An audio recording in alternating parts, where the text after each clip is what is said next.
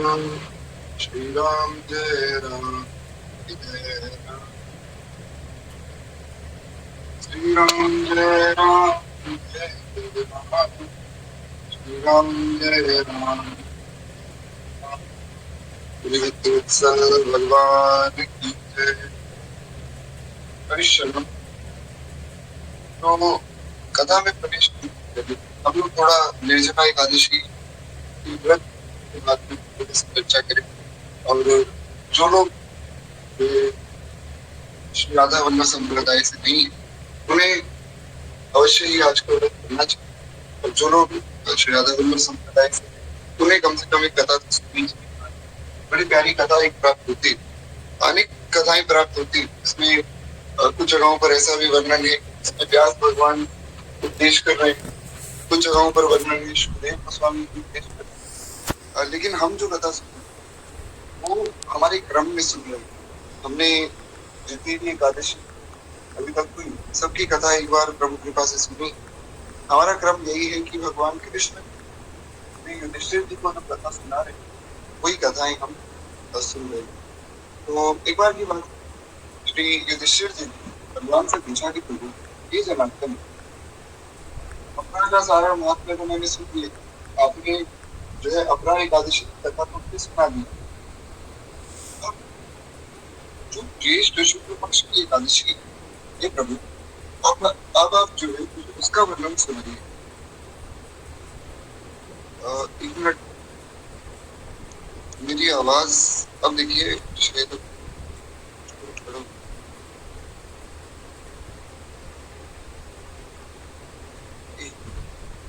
जी अब बताइए क्या मेरी आवाज अब क्लियर है?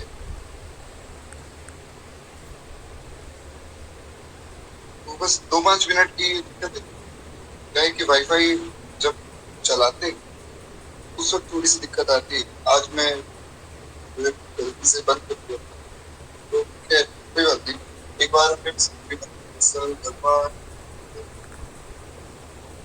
तो युधिष्ठिर जी ने भगवान से पूछा कि प्रभु जो ज्येष्ठ शुक्ल पक्ष में एकादशी आती है ये नाथ अब आप मुझे उसका महत्व और उसका वर्णन करके सुनिए। भगवान श्री कृष्ण कहते हैं कि राजन इसका वर्णन परम धर्मात्मा सत्यवंदनीय व्यास जी करेंगे, क्योंकि ये संपूर्ण शास्त्रों के तत्वज्ञ और वेद वेदांतों के पारंगत। अब जो व्यास जी मतलब हमारे वेद व्यास भगवान वे अलग नहीं है, भगवान ही वेद व्यास जी के रूप में आए और उन्होंने वेदों का व्यास किया, पुराण आदि ग्रंथ जिसमें उन्होंने वेदों का वेदांतों की चर्चा को बहुत सरल बना दिया। क्योंकि वेदों का व्यास करना किसी मनुष्य की या किसी अन्य प्राणी की सामर्थ्य नहीं है, केवल भगवान की सामर्थ्य। इसलिए भगवान ने भी व्यास भगवान के रूप में अवतार लिया है। व्यास जी कहते कि दोनों ही पक्षियों की जो एकादशी यानी कि शुक्ल पक्ष की और कृष्ण पक्ष की जो एकादशी है उनमें भोजन नहीं करना चाहिए। द्वादशी को स्नान आदि करके पवित्र होकर फूलों से भगवान केशव की पूजा करनी चाहिए।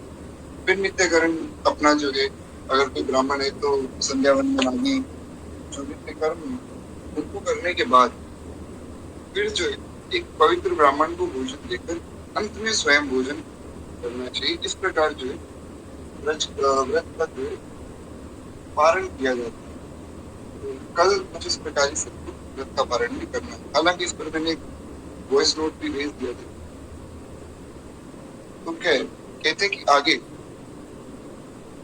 इस एकादशी का जो महात्म्य है वो मैं तुम लोगों को सुनाता हूँ। व्यास भगवान कहते हैं कि एक बार मैं पांडवों को इसी एकादशी का महात्म्य सुनाने गया और मैंने उन्हें पूरी विधि बताई कि किस प्रकार से हमें व्रत करना चाहिए। महाभारत में भी इसका वर्णन होता है कि व्यास जी सब पांडवों को एकादशी की विधि सुना रहे और भागवत जी भी हुए। तो व्यास जी ने उन्हें सब बात बताई कि देखो इस प्रकार जो है आपको व्रत करना चाहिए और इस प्रकार पारण करना चाहिए। लेकिन इतने में महाराज जो भीमसेन थे, भीमसेन ने कहा कि पितामह मेरी उत्तम बुद्धि सुनिए, मतलब मेरी उत्तम जो बात है मैं कुछ कहना चाहता हूँ कि पितामह आप मेरी बात सुनिए। तो महाराज व्यास जी ने कहा, बताओ। भीमसेन ने कहा, प्रभु, राजा युधिष्ठिर है, माता कुंती है, अर्जुन है, नकुल है, सहदेव है, ये सब तो फिर भी चलिए व्रत कर लेंगे, मैं मानता हूँ। एकादशी में कभी भोजन करते भी नहीं, वैसे भी ये लोग व्रत करते ही है, हर एकादशी का व्रत ये लोग पालन करते ही है, और वैसे भी ये लोग करने में सामर्थ्यवान है। परंतु मुझसे भी हमेशा यही बात कहते हैं कि इनसे तुम भी जो है एकादशी का व्रत करो और तुम मत खाया करो एकादशी के दिन। किंतु मैं अगर ना खाऊं महाराज, मेरा तो जो है प्राण हरण हो जाएंगे, मुझसे भूख सही नहीं जाती। ऐसा भीमसेन ने श्री व्यास जी से निवेदन किया कि पितामह मैं क्या करूं, मुझसे तो भूख ही सहन नहीं होती। हालांकि आजकल के लोग भी भीमसेन की दुहाई देकर कहते हैं कि हमसे भी भूख सहन नहीं होती, तो भीमसेन भी व्रत नहीं करते थे, हम भी नहीं करेंगे। ऐसा नहीं करना, क्योंकि भीमसेन का जो शरीर है, उनका शरीर ही ऐसा है। शास्त्रों में वर्णन है कि उनके शरीर में जो जठराग्नि जो सबके शरीर में होती है, जो उनके शरीर की जठराग्नि, जिसको हम लोग साइंस की भाषा में HCl एसिड कहते हैं, जो सबके पेट में होता है, जो भोजन को पचाता है, तो वो जो जठराग्नि वो बहुत तीव्र है, वो बहुत तेज है। भीमसेन के पेट में जठराग्नि इतनी तीव्र है कि अगर वो कुछ ना खाएं तो वो जीवित नहीं रह सकते। तो इसीलिए श्री भीमसेन कह रहे हैं कि मुझसे कुछ सहन नहीं, हमारे अंदर ऐसा नहीं है। हम तो अगर एक दिन एकादशी का व्रत करें तो हमारा शरीर और मजबूत हो जाता है, ऐसा साइंस भी मानती है। ओके, तो भीमसेन ने ऐसी प्रार्थना की कि पितामह मैं तो व्रत कर ही नहीं सकता हूँ, मुझे तो भूख सहन नहीं होती। इतने में व्यास जी ने कहा, यदि तुम्हें स्वर्गलोक की प्राप्ति अभिष्ट है और नर्क को दूषित समझते हो तो दोनों पक्षों की एकादशी में भोजन मत करो। तो व्यास जी ने कहा कि भैया देखो, एकादशी तो तुम्हें करनी पड़ेगी, क्योंकि जो व्यक्ति एकादशी का व्रत नहीं करता है वो नरक में जाता है, सीधी सी बात। व्यास जी ने अपना निर्णय सुना दिया, जो व्यक्ति एकादशी का व्रत नहीं करता है उसको नरक की प्राप्ति होती है। क्यों? क्योंकि शास्त्रों में वर्णन है, महाराज एकादशी के दिन जो व्यक्ति व्रत कर रहे हैं उनके सारे पाप अन्न में आकर छुप जाते हैं, और जो व्यक्ति व्रत नहीं कर रहे हैं उनको जो है वे पाप खाने पड़ते, अन्न खाते हैं। जो अन्न खाता है एकादशी के दिन वो पाप खाता है। अब एक बात है कि जिन लोगों को गुरु आज्ञा है अपनी परंपरा से एकादशी का व्रत जो लोग परंपरागत नहीं करते, जैसे हमारे राधा वल्लभ संप्रदाय में नहीं की जाती, तो वहां पर अलग बात है। ऐसा नहीं सोचना है कि अगर वहां का कोई वैष्णव एकादशी नहीं कर रहे है तो गलत है, ऐसा नहीं समझना है। अन्य जितनी उपासना है उनमें जहाँ एकादशी कही गई, या फिर जो नॉर्मल गृहस्थ थे जो किसी संप्रदाय से नहीं हुए, कम से कम उन्हें तो एकादशी का व्रत करना ही। खैर एक बार फिर से बोले भगवान की, तो हम लोग कहा हाँ, तो भीमसेन ने ऐसे ही प्रार्थना की और श्री व्यास भगवान ने कहा कि देखो एकादशी का व्रत तुम्हें करना ही पड़ेगा, क्योंकि अगर तुम एकादशी का व्रत नहीं करोगे तो तुम्हें नरक जाना पड़ेगा। तो भीमसेन ने कहा कि महाबुद्धिमान के महा, मैं आपके सामने सच्ची बात कहता हूँ कि एक बार भोजन करके मुझसे व्रत नहीं किया जा सकता है। सीधी सी बात ये है कि अगर आप कहें कि एक बार भोजन कर लो, चलो, अगर पूरा व्रत नहीं कर सकते तो एक बार भोजन कर लो और बाकी दिन व्रत कर लो। व्रत तो वास्तव में ऐसे ही होता है कि अगर मान लीजिए आप व्रत कर रहे हैं और व्रत का भी जो अन्न है, यानी कि व्रत का भी जो सामग्री है, जो प्रसाद है, अगर आप वो भी पा रहे हैं तो वो भी एक ही बार पाना चाहिए। लोग महाराज व्रत करते हैं, हजारों तरह की आइटम बनती है और वो भी 4 बार बनती है। नॉर्मल दिनों में अन्न पाते हैं 3 बार, और एकादशी में जो व्रत का प्रसाद है वो पाते हैं 4 बार। उसमें बढ़िया फल, कुट्टू का आटा, सामक की खीर, साबूदाना आदि बहुत सी चीजें उसमें बनाई है। तो ये सब चीजें गलत है। अगर व्रत करना है तो फिर विधि पूर्वक करें, और विधि यही कहती है कि व्रत अगर कोई कर रहा है तो सबसे उत्तम पक्ष तो यही कि पूरे दिन में कुछ ना पावे।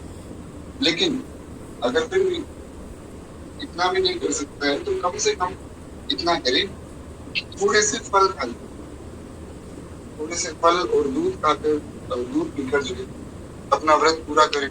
या फिर इतना भी नहीं कर सकता है तो एक बार जो है वो व्रत का प्रसाद पा सकता है, पूरे दिन में केवल एक बार। इस प्रकार किया जाता है। ठीक है, तो भीमसेन ने यही बात कही कि पितामह, अगर आप मुझे कहें कि एक बार भोजन कर लो और बाकी दिन व्रत कर लो, मैं वो भी नहीं कर पाऊंगा, मुझसे भूख बिल्कुल सहन नहीं होती। मेरे उदर में वृक नामक अग्नि सदा ही प्रज्वलित रहती, जैसा कि मैंने आपको बताया, जो जठराग्नि, जिसे साइंस में एक्सियम भी कहा जाता है, जो पेट में सदा रहती, वो इतने तीव्र है भीमसेन के उदर में कि उसका नाम वृक रखा गया। यानी कि उनका पेट ही इस प्रकार बना है कि वो भूख सहन नहीं कर सकते। कहते हैं अतः जब मैं अधिक खाता हूँ तभी ये शांति होती है। मेरा भोजन बहुत अधिक है और वास्तव में अधिक है। आप अगर महाभारत पढ़ें तो महाभारत में वर्णन है कि जब पांडव वनवास के लिए गए तो वनवास के समय में अब महाराज भोजन तो बनाना ही, तो किसी प्रकार सब लोग जो है भोजन की व्यवस्था करते। तो 6 लोग थे, क्षमा चाहूंगा 7 लोग थे, जिसमें एक माता कुंती, द्रौपदी जी और 5 पांडव। तो किस प्रकार जो है भोजन दिया जाता था, इसका थोड़ा सा वर्णन मैं आपको बताता हूँ। ऐसा मैं अपने मन से नहीं कह रहा हूँ, ऐसा महाभारत में वर्णन है, आप लोग पढ़ सकते हैं।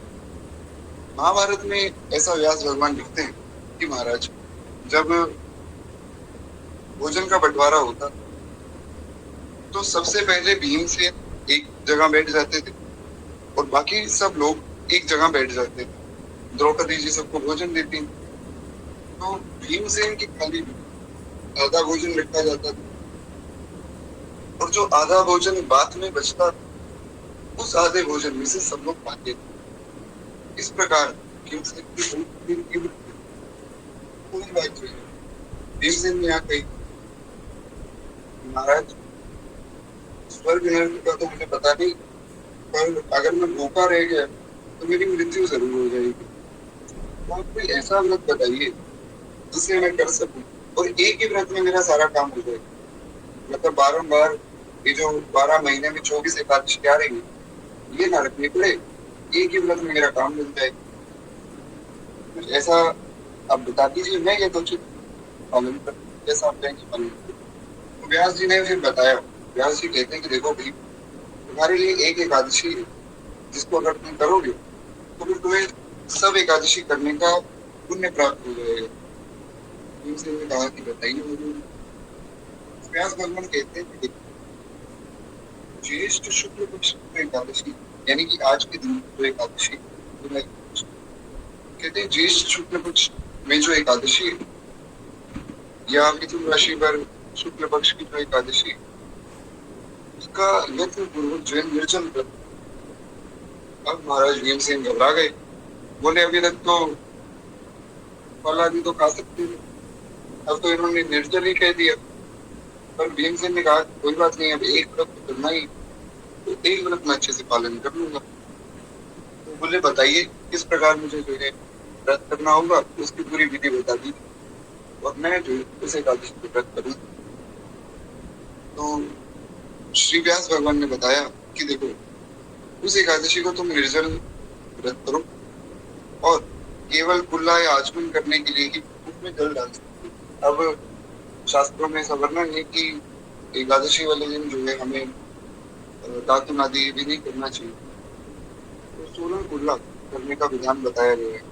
अब कल भी मेरे पास ऐसे 2-3 प्रश्न आए थे कि आपने तो कथा में कह दिया, पर मुख में जो है हम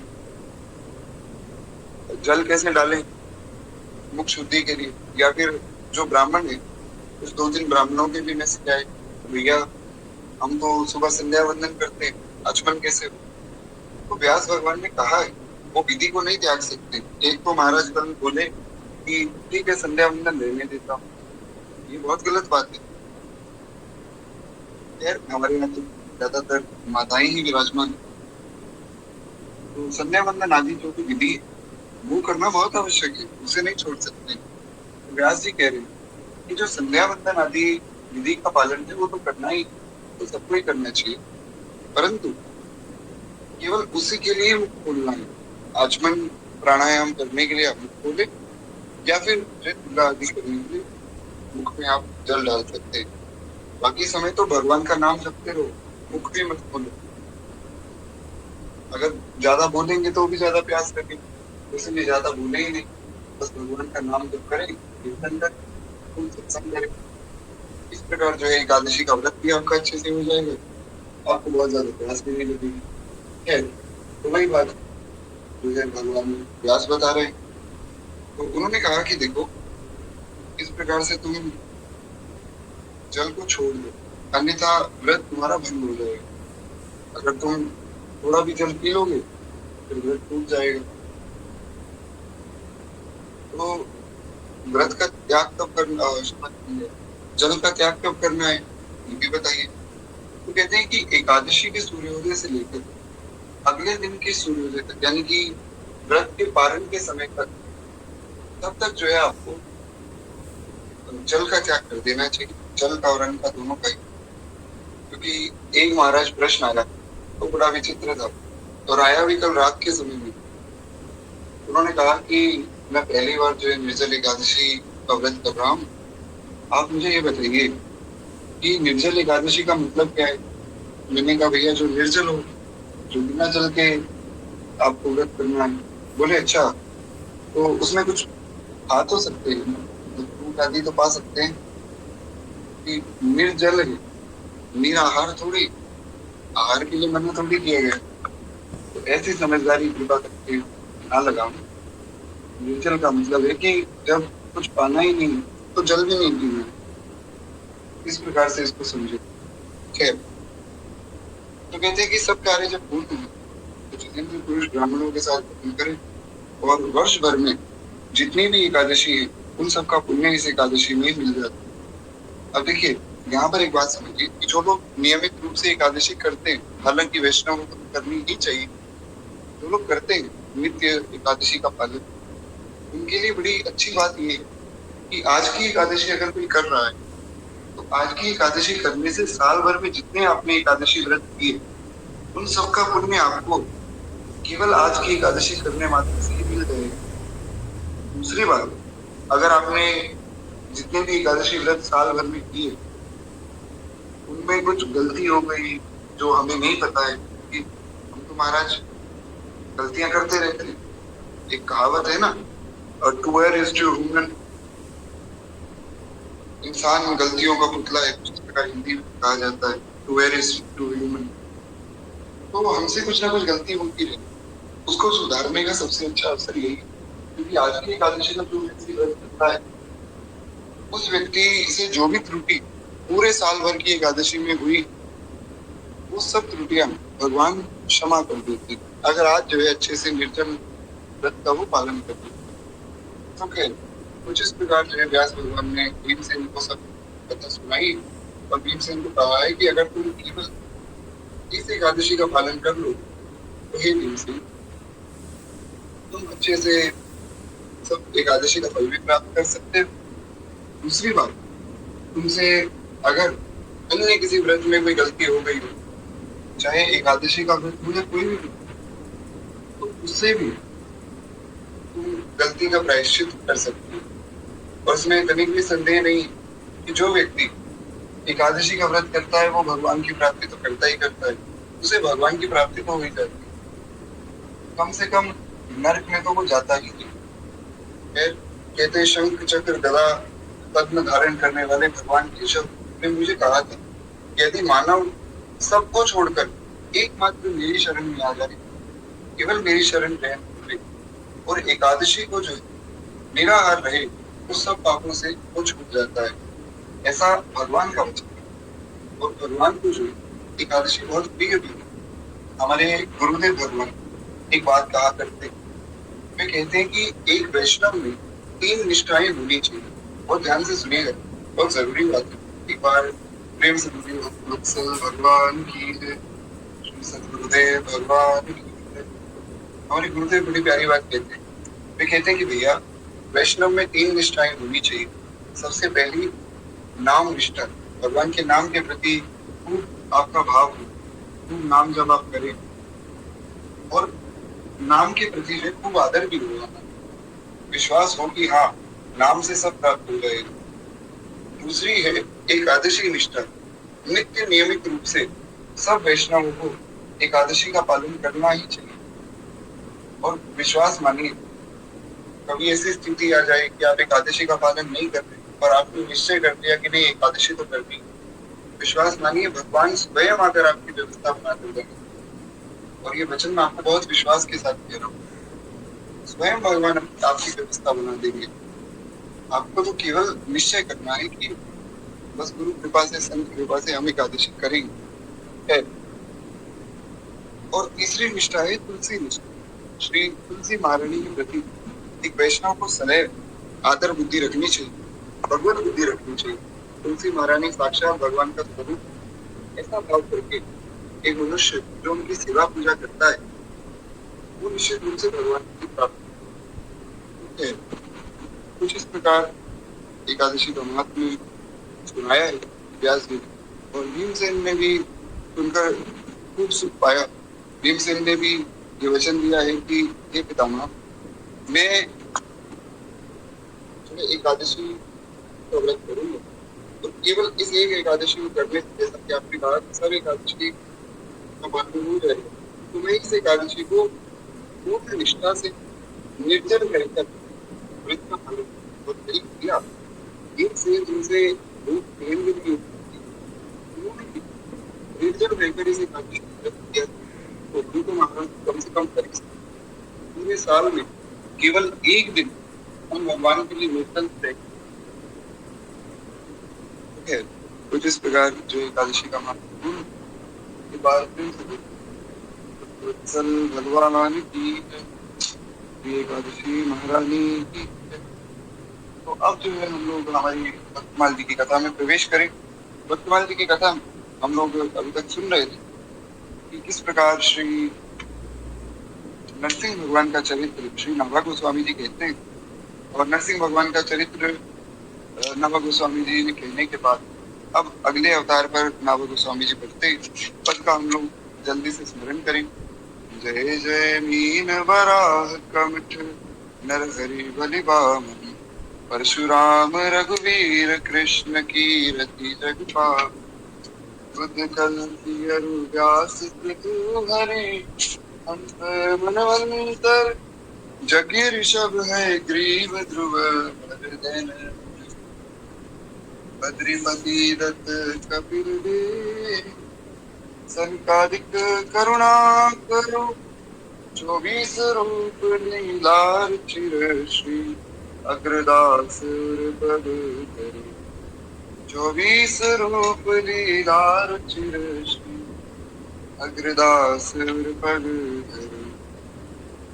जय जय मीन वराह कमठ नर हरि बलिबाम, बार प्रेम से बोलिए वत्सल भगवान की जय। तो कहते हैं कि महाराज 4 अवतार हमने स्मरण किए थे, जिसमें मीन वराह कमठ नर हरि। अब अगला अवतार है बलि वामन, यानी कि वामन अवतार। भगवान के वामन अवतार की कथा आप सबको ज्ञात है, परंतु थोड़ा सा हम जो है विस्तार में आज यहाँ चर्चा करेंगे। अब देखिए, मैं तो खैर ये सोचकर आया था कि शुरुआत के 5-10 मिनट में जो है एकादशी जी का महात्म्य हो जाएगा और उसके बाद जो हम लोग वामन अवतार की कथा सुन लेंगे, परंतु ऐसा हो नहीं पाया। तो एक काम करते हैं कि वामन अवतार की कथा को एक बार हम शुरू कर देते। एकादशी का दिन है, प्रयास करेंगे कि थोड़ा आज समय ज्यादा ले लें। फिर भी अगर जो है कथा पूर्ण ना हो पाए तो कल की कथा में जो है हम इस कथा को विश्राम दिलाएंगे। हालांकि भगवान की कथा तो पूर्ण होती नहीं। तो कहते हैं कि भगवान की कृपा से ही देवताओं की विजय हुई और स्वर्ग में जो है सिंहासन पर इंद्र का जो अभिषेक किया गया, परंतु अपनी विजय के गर्भ में देवता लोग भगवान को ही भूल गए। और विषय परायण हो गए। इधर हारे हुए दैत्य बड़ी सावधानी से जो है अपना बल बढ़ाने लगे। अब ये तब की बात हो रही जब देवताओं का और असुरों का संग्राम हुआ था। तो उसके बाद महाराज देवता जीत तो गए भगवान की दया से, जीत कर स्वर्ग में भी इनका राज्य इनको प्राप्त हो गए और देवता महाराज खूब आनंदित थे। लेकिन दिक्कत ये हुई कि भगवान को भूल गए। यही बात हमने श्री कुंती माता की प्रार्थना में सुनी। कुंती माता ने यही बात कही कि हे कृष्ण, हे गोविंद, सुख में जो है व्यक्ति तुम्हें भूल जाता है, ये मनुष्य का स्वभाव है। मनुष्य की क्या चले महाराज, यहाँ तो देवता भी भूल गए। तो ये जीव का स्वभाव है कि वो सुख में भगवान को भूल जाता है और दुख में जो है भगवान को सबसे पहले याद करता है, ये भगवान मेरी रक्षा करो। और अगर मन चाही बात ना बने तो फिर वो भगवान को ही कोसता है, अरे भगवान ही ऐसे जिन्होंने हमारे साथ ऐसा किया, भगवान तो हमें ही दुख देते हैं, बस पूरे संसार में केवल मैं ही हूँ जिसको भगवान दुख देते हैं। ऐसा है फिर मनुष्य ऐसी उल्टी सीधी बातें सोचने लगता है। तो देवताओं ने भी ऐसा किया, महाराज जीत गए, भगवान को भूल गए। ऐसा ही सुग्रीव जी ने किया, भगवान ने जिताया, राज्य दिलाया, भाई से मुक्ति दिलाई, तो सुग्रीव जी 4 महीने के लिए भगवान को ही भूल गए। और यहाँ जो है दैत्य वे अपनी शक्ति बढ़ाने में लग गए। उन्होंने सोचा हम अपना बल बढ़ा लें ताकि देवताओं को हम अगली बार जब हमारा युद्ध हो देवताओं से तब इनको परास्त कर सकें। तो हुआ क्या कि श्री नाभा गोस्वामी जी कहते वे गुरु शंकराचार्य जी के साथ साथ समस्त भृगुवंशी ब्राह्मणों की सेवा करने लगे। अब देखिए एक बात समझनी पड़ेगी, दैत्यों को भी अगर सामर्थ्य बढ़ानी पड़ रही है तो वो देवताओं को जीतने के लिए उसमें भी उनको ब्राह्मणों की सेवा करनी पड़ रही है। दैत्य होकर वे ब्राह्मणों की सेवा कर रहे हैं, ये बात बहुत आवश्यक है। क्योंकि जब तक कोई व्यक्ति गौ माता की और ब्राह्मण की सेवा नहीं करेगा उसको संसार में यश नहीं मिल सकता। गौ और ब्राह्मण ये भगवान का स्वरूप है साक्षात, भगवान से अलग नहीं। इसलिए संतों के प्रति, ब्राह्मणों के प्रति, गौ माता के प्रति, वैष्णवों के प्रति हमारी भगवत दृष्टि हो, ऐसा मैं नहीं, ऐसा हमारे सदगुरुदेव भगवान कहते हैं। हमें समझना चाहिए कि ब्राह्मणों की सेवा, संतों की सेवा, गौ माता की सेवा साक्षात भगवत सेवा है। लोग कहते हैं कि सब दैत्य अपना बल बढ़ाने के लिए, सब राक्षस, असुर, दैत्य, ये सब लोग मिलकर अपना बल बढ़ाना चाहते थे। तो ये गुरु शुक्राचार्य जी की सेवा तो करते ही थे, शुक्राचार्य दैत्य गुरु, साथ में ही ब्राह्मणों की सेवा भी किया करते थे, जिसमें प्रभावशाली भृगुवंशी अत्यंत प्रसन्न हुए और दैत्यराज बलि से उन्होंने विश्वजित यज्ञ कराए। और महाराज ब्राह्मण तो ब्राह्मण है, करुणामय होते हैं, उनका कोई ये स्वार्थ थोड़ी किसी से कि भैया तुम देवता हो तो हम तुम्हारी सहायता कर देंगे और तुम दैत्य हो तो हम तुम्हारी सहायता नहीं करेंगे, ऐसा तो है नहीं। जैसे भगवान, भगवान की शरण में जो भी जाए, चाहे वो पापी हो, कामी हो, क्रोधी हो या कोई अच्छा व्यक्ति हो, भगवान तो सबको ही स्वीकार करते हैं। तो ऐसे ही जो भगवान के भक्त हैं, ऐसे ही ब्राह्मण है। ब्राह्मणों ने कहा ठीक है तुम हमारी सेवा कर रहे हो, हम प्रसन्न हो गए, मांगो क्या मांगना है। तो उन्होंने कहा कि हमें तो बस एक वरदान दे दीजिए, कृपा करके आप जो है हमें ऐसा वरदान दीजिए कि हम स्वर्ग को जीत लें, स्वर्ग जो है हमारा हो जाए, इंद्रासन हम ले लें, हम देवताओं को हराना चाहते हैं। बोले ठीक है भैया ऐसा हो जाएगा, विश्वजीत यज्ञ करा लो, इससे तुम्हारा काम मिल जाएगा। तो ब्राह्मणों की कृपा से यज्ञ में स्वयं अग्निदेव प्रकट हो गए, रथ घोड़े आदि उन्होंने दिए। अब देखिए ब्राह्मणों में कितनी ताकत है कि जिन देवताओं को हराने के लिए यज्ञ किया जा रहा है वो देवता स्वयं प्रकट होकर महाराज रथ दे रहे हैं, हाथी दे रहे हैं, घोड़े दे रहे हैं। अपनी हार के लिए स्वयं ही हाथी घोड़े देने पड़ रहे हैं, पर मना नहीं कर सकते। इसीलिए शास्त्रों में वर्णन है कि देवाधीनम जगत सर्वम मंत्राधीनम च देवता मंत्र ब्राह्मणाधीन। शास्त्र वर्णन है कि महाराज सारा संसार देवताओं के अधीन है और देवता मंत्रों के अधीन है और मंत्र ब्राह्मणों के अधीन है। इसीलिए ब्राह्मण जो है वे धरती के देवता हैं, वे भू देवता हैं। परंतु उसमें यह भी समझना है कि जो ब्राह्मण रावण की उपासना कर रहे हैं वो गलत मार्ग पर है। ब्राह्मण जो प्रामाणिक रूप से अपना संध्या वंदन करते हैं, भगवान की सेवा करते हैं, सब जो लोग ज्ञान लेने आए हैं, जो जिज्ञासु हैं उनको ज्ञान दे रहे हैं, सबको अच्छी शिक्षा देते हैं, सबके प्रति सद्भाव रखते हैं, उन ब्राह्मणों में ऐसी सामर्थ्य है महाराज। अब जो रावण की पूजा कर रहे हैं और जय दादा परशुराम जय दादा रावण के नारे लगा रहे हैं या बात कर रहे हैं कि हम एक गठबंधन करेंगे, ब्राह्मण सभा बनाएंगे, फिर फैसला होगा कि कौन ब्राह्मण किस मुसलमान को मारेगा, ये सब पागलपन है। इससे ना धर्म की रक्षा होती ना अपनी रक्षा होती। ये सिर्फ मूर्खता है, पूरी मूर्खता है। ऐसा मैं नहीं, ऐसा सब संतों का निर्णय।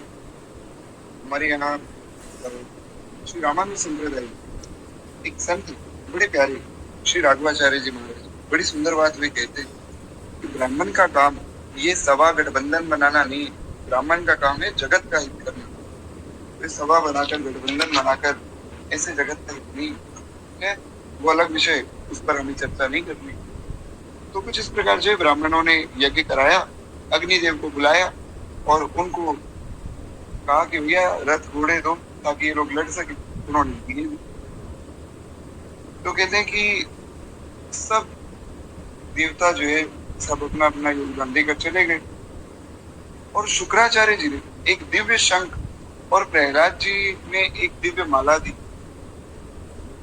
अब प्रहलाद जी महाराज दैत्य वंश नहीं है तो वे अपने वंश वालों की सहायता तो करेंगे, इसमें प्रहलाद जी कुछ गलत नहीं कर रहे। जैसे मान लीजिए कोई घर से जा रहा है कुछ काम करने, अच्छा काम करने, क्योंकि युद्ध वास्तव में अच्छा काम है। अब दैत्य जीत कर क्या करते हैं वो आगे की बात है, पर जीतना तो उसमें कुछ गलत नहीं।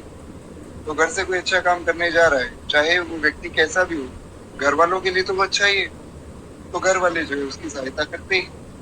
कुछ दही चीनी आदि खिलाया जाता है, बहुत सी चीजें की जाती है। तो इसीलिए श्री प्रहलाद जी ने एक माला दी और श्री शुक्राचार्य जी यानी कि दैत्यों के गुरुदेव ने उन्हें एक शंख दिया कि जाओ और युद्ध में विजय होकर आओ।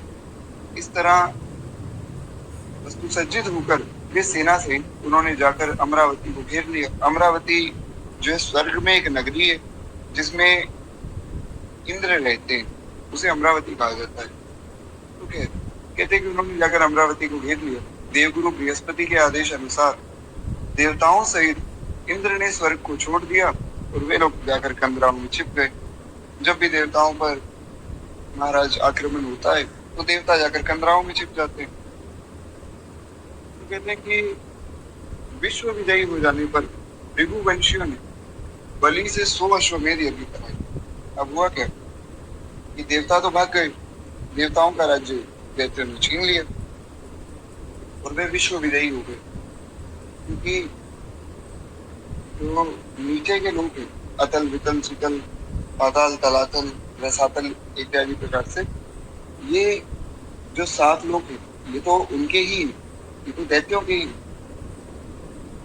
पृथ्वी लोक को जीतना कोई बहुत बड़ी बात नहीं, क्योंकि ब्राह्मणों को जीत लिया तो पृथ्वी लोक तो उनका ही हो गया। बचे ऊपर के जो 7 लोग हैं स्वर्ग लोग, तो उन स्वर्ग लोगों को भी इन्होंने जीत लिया। तो ये विश्व विजयी हो गए, पूरे विश्व पर इन्होंने विजय पा ली। और विश्व विजय हो जाने पर भृगुवंशियों ने यानी कि भृगुवंशी जो ब्राह्मण थे, श्री भृगु जी के वंश के जो ब्राह्मण थे, उन्होंने दैत्यों से 100 अश्वमेध यज्ञ भी कराए ताकि आपका ये जो राज्य है ये बना रहे। इसके लिए इस तरह प्राप्त समृद्ध राज्य लक्ष्मी का उपभोग वे बड़ी उदारता से करने लगे। अपने पुत्रों का ऐश्वर्य राज्य आदि छीन जाने पर माता अदिति बहुत दुखी हुई और अपने पति कश्यप जी से जो है उन्होंने कहा कि देखिए मेरे पुत्र जो है बेचारे उनका राज्य छीन गया है। हुआ क्या कि कश्यप जी ने उन्हें आश्वासन दिया कि देवी तुम निश्चिंत रहो, भगवान कुछ न कुछ व्यवस्था बनावेंगे, क्योंकि दैत्य अभी तक तो काम ठीक कर रहे हैं। अब इनका क्या भरोसा है, तो देते हैं, क्या पता कब ये अपने स्वभाव को दिखा दें, तो कब ये अपने स्वभाव के अनुरूप लोगों को कष्ट देने लग जाए। तो इसलिए तुम निश्चिंत रहो, भगवान अवश्य ही रक्षा करेंगे। अब जैसा कि मैंने आपको बताया था कि जो देवी अदिति वे देवताओं की माता है, तो ऐसा कोई संशय न करे कि देवी अदिति कहाँ से बात कर रही है। तो देवी अदिति ने प्रार्थना की महर्षि कश्यप से कि जो देवता है वो तो आपके भी पुत्र हैं। तो महर्षि कश्यप ने कहा कि ऐसे तो देवी दैत्य भी हमारे ही पुत्र हैं। पर अदिति जी ने कहा कि सृष्टि को तो बचाना है, तो देवताओं को जिताना होगा। तो इसलिए महर्षि कश्यप कहते तुम निश्चिंत रहो, भगवान कुछ ना कुछ व्यवस्था अपनी सृष्टि को बचाने के लिए बनावेंगे। भगवान वहां प्रकट हुए। भगवान ने प्रकट होकर कहा कि ब्राह्मण और ईश्वर के जो है बलि के अनुकूल है।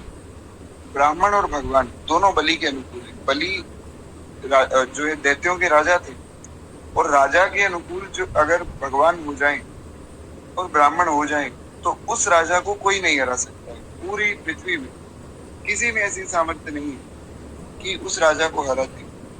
सोचिए कितनी महिमा ब्राह्मणों की है।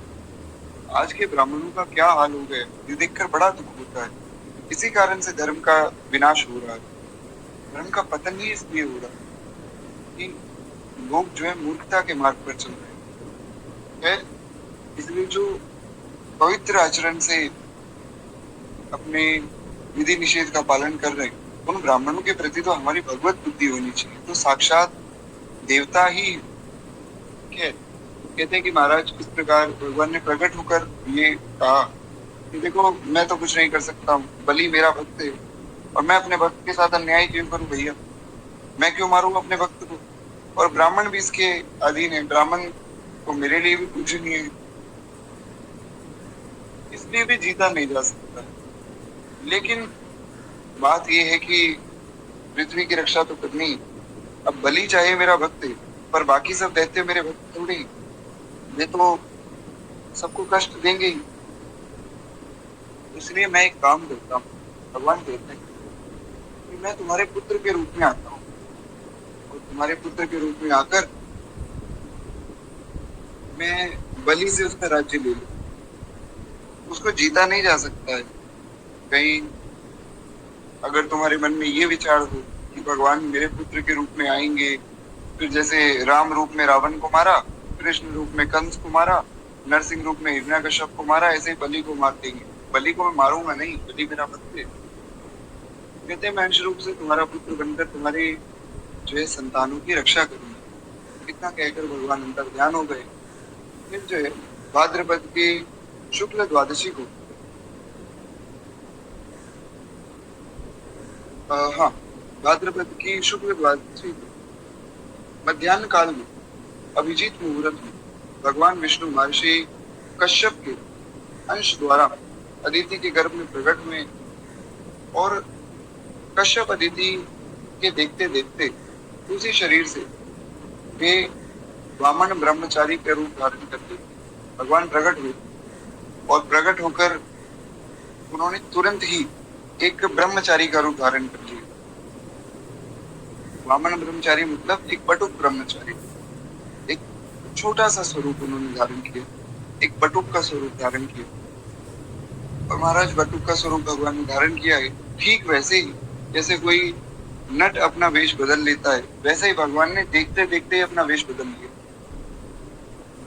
और भगवान को जो है वामन ब्रह्मचारी के रूप में देखकर महर्षि को बड़ा आनंद हुआ।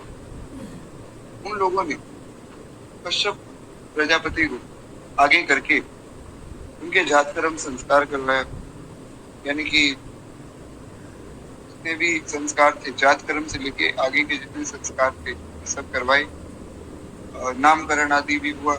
उसके बाद जब सब बालों को काट कर शिखा को रखा जाता है, उसे जात कर्म कहा जाता है, वो संस्कार भी किया गया, उपनयन भी किया गया, तो इत्यादि प्रकार से सब संस्कार करवाए गए। लेकिन दिक्कत ये कि महाराज अब वामन भगवान राज्य मांगे कैसे, भगवान ये सोच रहे हैं कि मैं ऐसी क्या लीला करूं जिससे मैं राज्य ले लूं। तो यहाँ पर जो महर्षि कश्यप ने उन्हें उपनयन के लिए बुलाया। उपनयन मतलब जनेऊ। तो उपनयन संस्कार होने लगा, तब सूर्य ने उन्हें गायत्री का उपदेश किया है। साक्षात भगवान सूर्य उतर कर आए और उन्होंने गायत्री मंत्र का उपदेश किया है। बृहस्पति ने यज्ञोपवीत और कश्यप ने मेखला दिया है। अब ये जो संस्कार हो रहा है ना भगवान का, ये साधारण नहीं, क्योंकि इसमें सब सप्तऋषि और सब देवता इस संस्कार को पूर्ण कर रहे हैं। अब जब यज्ञोपवीत होता है तो एक मेखला भी दिया जाता है और यज्ञोपवीत धारण करवाया जाता है। ये सब विधि आपको जानने की आवश्यकता नहीं, क्योंकि यहाँ तब ज्यादातर माताएं बैठी और कुछ जो पुरुष बैठे, वे अगर अधिकारी हैं तो उनका जब जात कर्म आदि संस्कार होगा, जब जनेऊ आदि होगी, तो वे उस समय देख लेंगे। तो इस पर ज्यादा विशेष चर्चा करने की कोई आवश्यकता नहीं। खैर, एक बार प्रेम से बोलिए वत्सल भगवान की जय। हम थोड़ा आगे बढ़े। कहते हैं पृथ्वी ने जो है उन्हें कृष्ण मृग चरम दिया है, और वनस्पतियों के स्वामी चंद्रमा ने उन्हें दंड दिया है।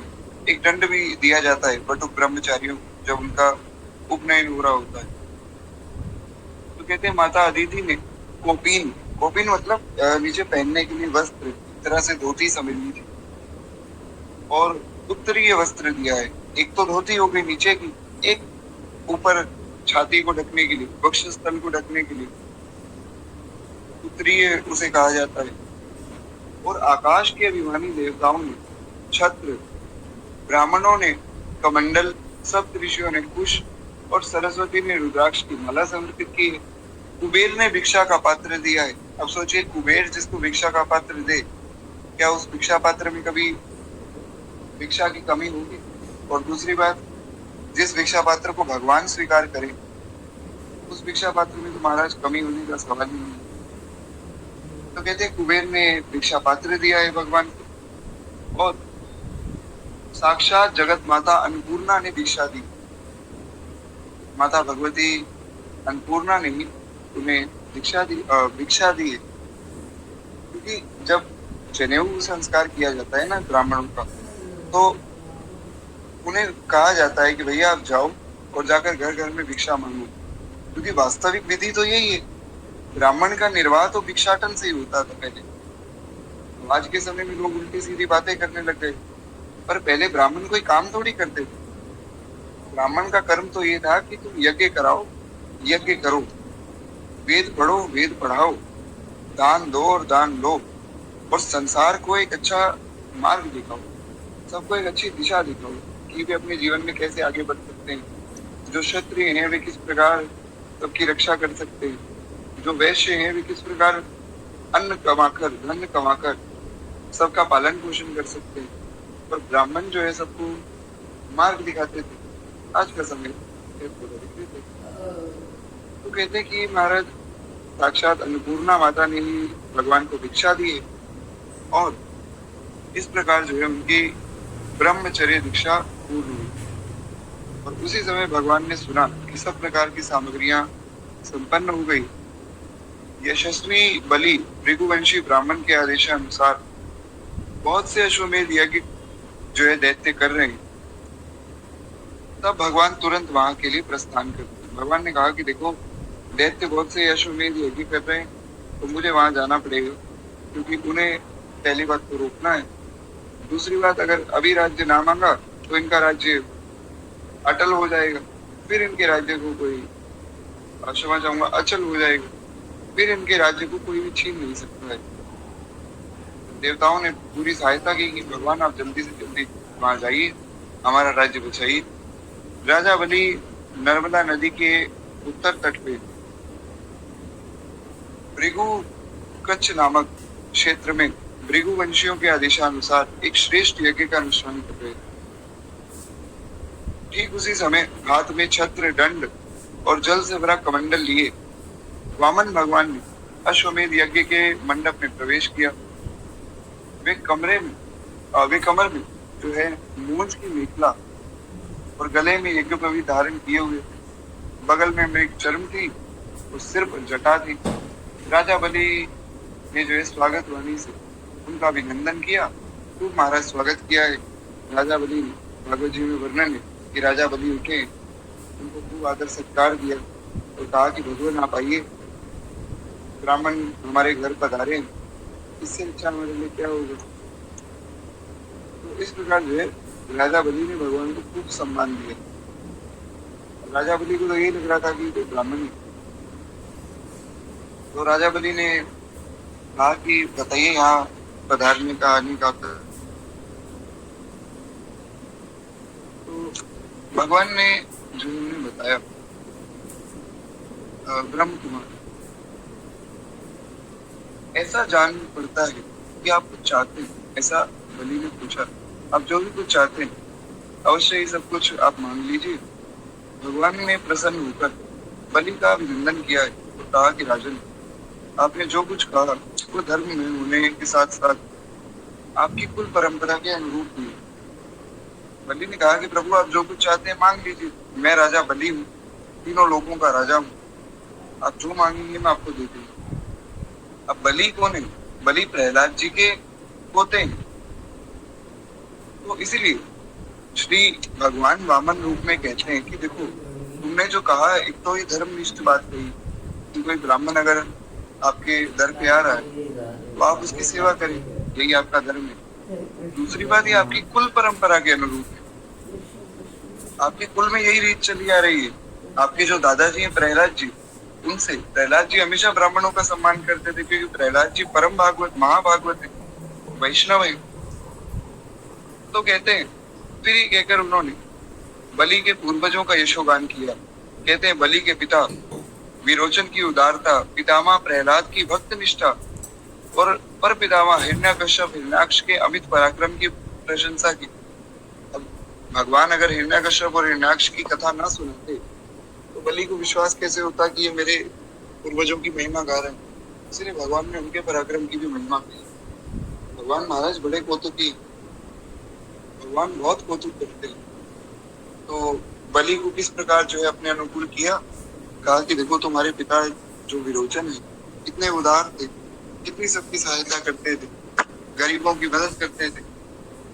और तुम्हारे पितामह प्रहलाद जी, उनका तो महाराज क्या कहना, परम भागवत परम वैष्णव। और तुम्हारे पर पितामह कितना कश्यप और हिरण्याक्ष कितने शक्तिशाली, भगवान से लड़ गए। देखो देखो हिरण्याकश्यप तो फिर भी चलो मारा गया, पर हिरण्याक्ष कितना शक्तिशाली था। अरे भगवान को ही उसने एक बार के लिए तो पछाड़ दिया था। ऐसा भगवान अपनी तो निंदा करने लगे और हिरण्याक्ष की महिमा गाने लग गए।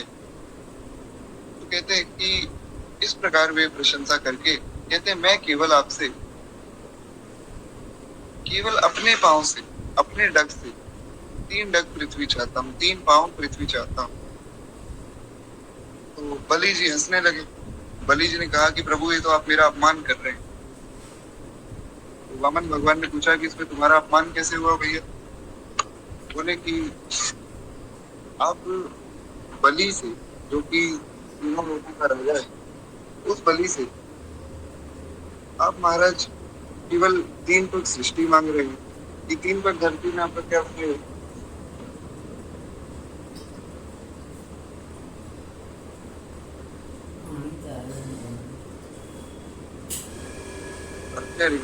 बोलिए भक्तवत्सल भगवान की जय। जी तो एक बार ये बताइए कि क्या मेरी आवाज क्लियर? शायद नेटवर्क चला गया था मेरा। जी तो हम सुन रहे थे कि भगवान ने जो है ये कहा, भगवान ने कहा कि देखो मैं चाहता तो हूँ मांगना, मैं बस इतना चाहता हूँ कि मेरे पांव से 3 पांव सृष्टि तो मुझे दे दो, 3 पग सृष्टि दे दो। बलि ने कहा कि प्रभु आपका तो वही हाल है। एक गोस्वामी जी ने बड़ी प्यारी चौपाई लिखी है मानस जी में, उसका यहाँ स्मरण किया गया। कहते हैं, जथा दरिद्र बुध तर पाई, बहु संपत्ति मांगो सकुचाई। ये चौपाई जो है माता सती ने कही थी, जहां तक मुझे ध्यान में।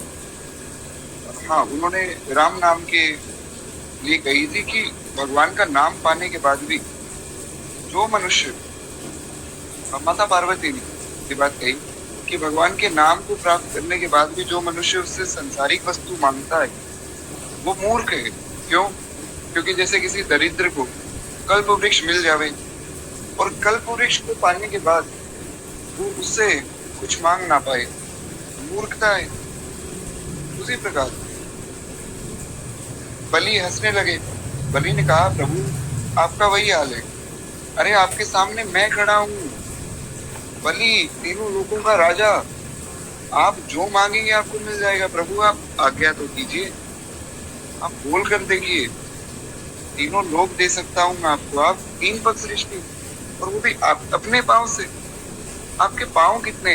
अरे छोटे छोटे आपके पाँव। बटुक ब्रह्मचारी जी कैसी बात कर रहे हो? ऐसा जो है बलि अपना अहंकार दिखाने लगा।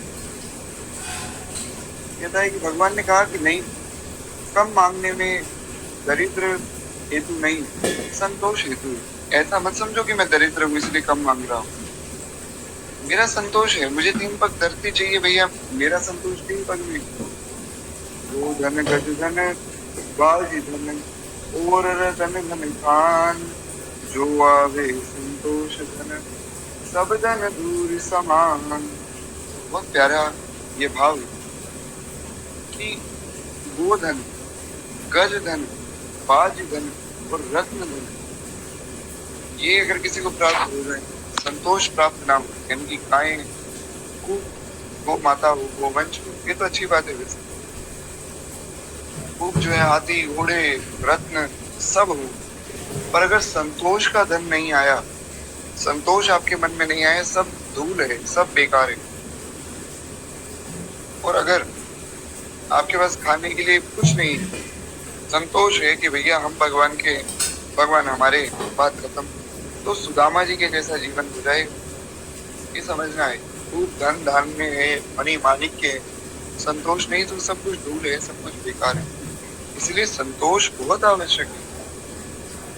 इसलिए भगवान ने नवदा भक्ति में उपदेश किया कि हे, देखिए व्रत का समय तो शुरू हो चुका है।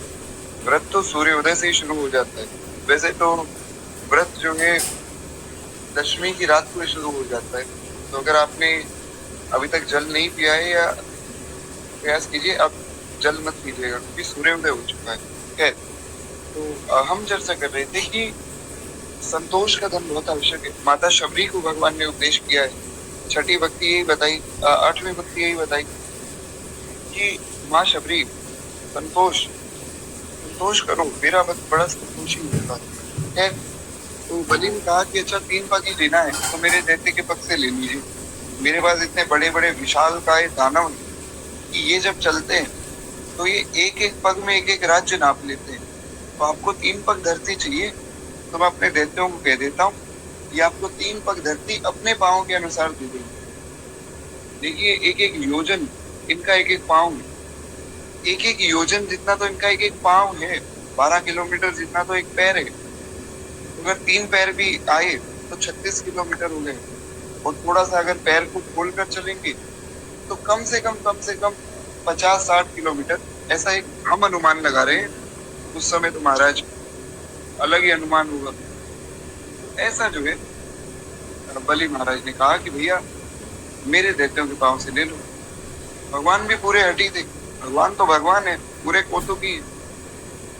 भगवान ने कहा नहीं, मुझे तो अपने ही पाँव से नाप लेना है, क्योंकि धन का उतना ही संग्रह करना चाहिए जितने की आवश्यकता हो। मुझे नहीं चाहिए भैया, आप बलि महाराज हो, आप तीनों लोगों के राजा हो, मैं समझ गया। मुझे नहीं चाहिए आपका धन, मुझे जितना चाहिए मैं उतना मांग रहा हूँ। नहीं देना हो तो बताओ, मैं चला जाऊंगा। हमारा क्या है, भिक्षा मांगनी है कहीं और से मांगनी है। तो भी समझाते भी कि जो ब्राह्मण स्वयं प्राप्त वस्तु से ही संतोष कर लेता है उसके तेज की वृद्धि होती है, नहीं तो पतन हो जाता है। कोई जाकर अगर मांगता है ना ब्राह्मण, तो उसका तेज खत्म हो जाता है। और कोई किसी को अगर स्वयं जो प्राप्त है उसमें संतोष कर लेता है तो उसका तेज बढ़ता है। कहते हैं शुक्राचार्य जी बहुत समझदार, उन्होंने समझाया कि ऐसा तो हो ही नहीं सकता कोई बटुक ब्रह्मचारी 3 पग धरती मांग के खुश हो जाए। ये तो विष्णु है, भगवान है, तुम्हारा शत्रु है। इसने ही तुम्हारे जो है पर पितामह हिरण्याकश्यप को मारा, इसने ही तुम्हारे पर पितामह हिरण्याक्ष को मारा, तुम्हारे पितामह प्रहलाद को अपने वश में कर लिया। ये विष्णु है तुम्हारा शत्रु, बचो इससे, ऐसा शुक्राचार्य जी ने समझाया। ये तुमसे सब कुछ छीन लेगा, लेकिन अपनी जीविका को छीनते हुए देखकर असत्य बोलकर उसकी रक्षा करना निंदनीय नहीं। शुक्राचार्य ने समझाया कि देखो, किसी का अगर सब कुछ जा रहा हो, सब कुछ लूट रहा हो और वो झूठ बोल दे, तो वहां झूठ बोलना ठीक, जो निंदनीय नहीं, वहां झूठ बोलना ठीक है, वहां झूठ बोला जा सकता है। शास्त्रों में वर्णन है कि कुछ जगहों पर झूठ बोल सकते हैं। जैसे मान लीजिए कोई किसी गोवंश को मारने के लिए जा रहा है, गौ माता भाग रही है, पीछे कोई राक्षस ही है जो गौ माता को मार रहे हैं, कोई राक्षस जो है पीछे पीछे भाग रहा है। आपके सामने से वो गौ माता जो है दाएं हाथ गई और वो राक्षस ने आपसे पूछा कि भैया कहाँ गई गाय, आपने कह दिया वो तो बाएं हाथ भागी है। वो झूठ बिल्कुल भी गलत नहीं, वहां झूठ बोलना चाहिए। किसी ब्राह्मण की रक्षा होती हो तो झूठ बोल दो। कोई अगर व्यापारी है वो तो झूठ बोलते ही, आपने अक्सर सुना होगा किसी ना किसी व्यापारी को ये कहते हुए कि अरे इतने में हम आपको सामान कैसे दे दें, कपड़े या जो भी सामान हम लेते हैं इतने में तो हमें ही नहीं मिलता है, हमें इतने रुपए का आता है, हम आपको इतने का दे रहे हैं, ऐसा वे कहते हैं। हालांकि वो झूठ है बात, क्योंकि उन्हें तो बहुत सस्ता आ रहा है जितना वे बताते हैं। पर अगर वो बेचारा उतना झूठ नहीं बोलेगा तो उसको कुछ कमाई नहीं होगी, वो खाएगा क्या। इसलिए व्यापारी को थोड़ा बहुत झूठ बोलना चलता है। उसके बाद ऐसी स्थिति में झूठ बोलना, अगर सब कुछ लूट रहा हो तो थोड़ा झूठ बोल दिया, वहां चलता है। तो शुक्राचार्य ने समझाया कि देखो, यहाँ असत्य बोल दो, लेकिन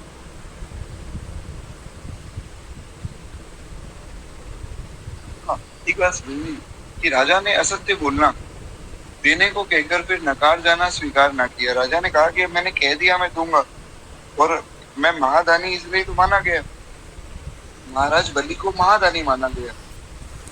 तो बोले अगर मैं नहीं दूंगा तो लोग कहेंगे बड़ा महादानी बनता था, 3 पग धरती तो दे नहीं पाया। तब शुक्राचार्य जी ने जो है बलि को राज्य भ्रष्ट होने का श्राप दे दिया कि तू मेरी बात नहीं मानता है, जा तू राज्य भ्रष्ट हो जा। तो भी महात्मा बलि अपने निश्चय से हटे नहीं। उन्होंने कहा नहीं, चाहे भगवान नहीं, भगवान है तो क्या हुआ, मैं तो इनका ही भजन करता हूँ, मेरे दादाजी प्रहलाद जी इनके ही भक्त थे, तो ये मुझसे सब कुछ ले लेंगे तो भी ठीक है, इनका ही तो है सब कुछ। प्रहलाद जी ने गुरु को ही क्षमा, बलि जी ने गुरु को ही त्याग दिया। भगवान से जो भी व्यक्ति दूर करता है त्याग दो, वो गुरु है ही नहीं जो भगवान से दूर कर रहा है। जो व्यक्ति भगवान के पास लेकर जाए वास्तव में वही गुरु।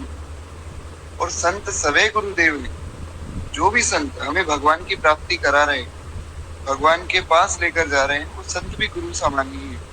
पर जो व्यक्ति भगवान से दूर करे वो गुरु नहीं हो सकता है। तो राजा बलि अपने निश्चय से हटे नहीं और हाथ में जल लेकर 3 पग पृथ्वी देने का संकल्प कर लिया। उन्होंने कहा मैं जल लेकर संकल्प करता हूँ कि इन बटुक ब्रह्मचारी जी को मैं इनके पग के नाप से 3 पग धरती दूंगा। तो एक बार प्रेम से बोले भक्तवत्सल भगवान की है। अब महाराज संकल्प हो गया है। संकल्प होते ही भगवान ने वामन रूप में बढ़ते बढ़ते इतना रूप बढ़ा लिया कि भगवान की इंद्रियों में और शरीर में सभी चराचर प्राणियों का दर्शन होने लग गया। भगवान ने विराट रूप धारण कर लिया है। और इसी रूप की जो है 7 परिक्रमा श्री जामवंत जी ने की। जामवंत जी ने कहा था ना किष्किंधा कांड के अंत में, 7 प्रदक्षिण दी नहीं, मैंने 7 प्रदक्षिणा दी है, हाँ बलि बांधत प्रभु बाढ़ एवं। तो उस समय उन्होंने कहा कि मैंने 7 प्रदक्षिणा दी। पूरा ये जो दोहा है मुझे याद नहीं आ रहा है, बड़ा प्यारा दोहा है जिसमें सब लोग अपने अपने बल का वर्णन कर रहे थे कि अंगद जी कह रहे थे मैं जा तो सकता हूँ पर मैं वापस नहीं आ सकता हूँ। कुछ लोग कह रहे थे हम इतने कोस तक जा सकते हैं, कुछ कह रहे थे इतने योजन तक जा रहे हैं। तो सबने कहा कि जामवंत जी आप सबको कह रहे हो जाने के लिए, आप खुद चले जाओ। तो जामवंत जी ने वहां कहा कि भैया जब बलि ने भगवान को 3 पग धरती देने का निश्चय किया था और भगवान ने जब बड़ा शरीर धारण किया था तो उस समय मैंने 7 प्रदक्षिणा की थी भगवान की।